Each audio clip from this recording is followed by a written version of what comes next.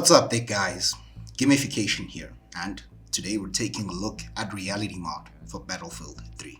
Now, Battlefield 3 has long been held as EA DICE's best entry to the series, riding on the success of Bad Company 2, and at the time it seemed like DICE had mastered the Battlefield franchise, delivering great story modes and genre-changing multiplayer modes. Now, Battlefield 3 was in all aspects a great game, but some fans desired more, especially those who had played the likes of Project Reality, itself a mod of Battlefield 2 that is still going to this day as its own game.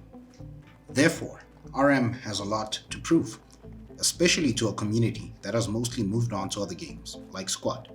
Now, unfortunately, RM seems to be suffering from the same issues like the mod framework that it runs on, Venice Unleashed, which in large part has allowed for the modding of Battlefield 3.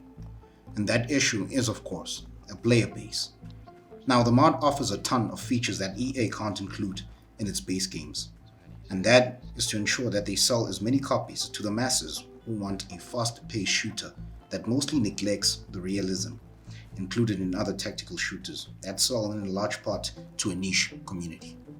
Now, one major reason why most of the servers on VU are lacking in player numbers is due to the fact that most of what is being offered is already available on other games, often with larger communities. This isn't to take away from any work done by the VU team or let alone the RM team. For what the Battlefield 3 modding scene has achieved is commendable, especially when you realize they had to develop all these mods without any assistive tools from DICE. This goes to show that if EA was more open to working closer with creators in the community, Battlefield games could once again become unstoppable.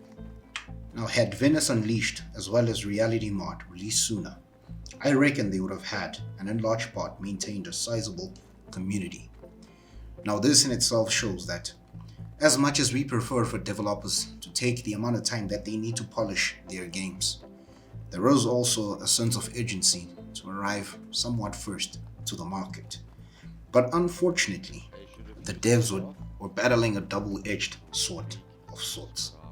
The first being time, and the second, the sheer immense difficulty of making mods for games such as Battlefield 3, which have absolutely no tools out there, such as mod kits that would allow community devs to add more features to a game, as well as extend its life beyond what, well, a studio is willing to put in.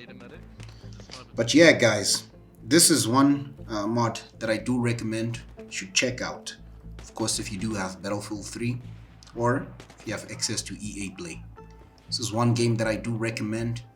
These are mods that I do recommend. So let's go out there and play, join in community. But yeah, I guess from me guys, this is the end. So if you did enjoy this video, please subscribe and hit that like button. As well, let's meet up in the comment section, discuss what is the future of gaming, especially in the FPS environment. Do we need more devs to develop the tools to allow us, to play games beyond the expected lifespan?